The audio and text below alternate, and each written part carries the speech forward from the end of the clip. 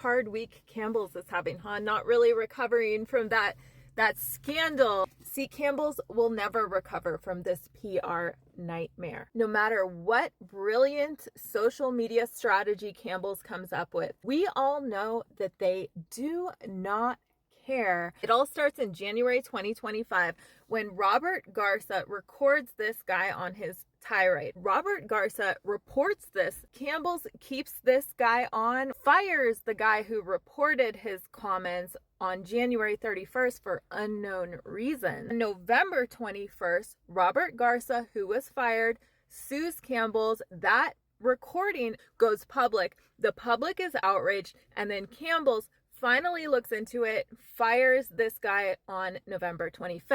Clearly a reaction to the public outrage and not for what he actually said. Reason number 2 that Campbell's cannot recover from their current PR nightmare ever is because nothing that Martin Bally said was shocking or revelatory. We all know that Campbell's makes cheap food with the cheapest ingredients that they can possibly get away with, and they rely on selling it to the lowest income Americans. And they jazz it up for your taste buds with like a crazy high amount of sodium, some natural flavoring that you don't know what it is. We all know that they didn't want to have to label their soup as genetically modified, which is why they donated $500,000 to a campaign to stop food labeling. And we all know that executives like this guy are a dime a dozen, and his mindset of not wanting to actually consume his product, but being okay with profiting off of it on the backs of poor people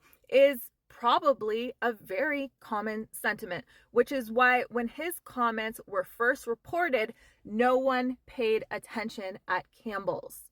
It didn't come as a shock to them. What came as a shock to them was the public reaction.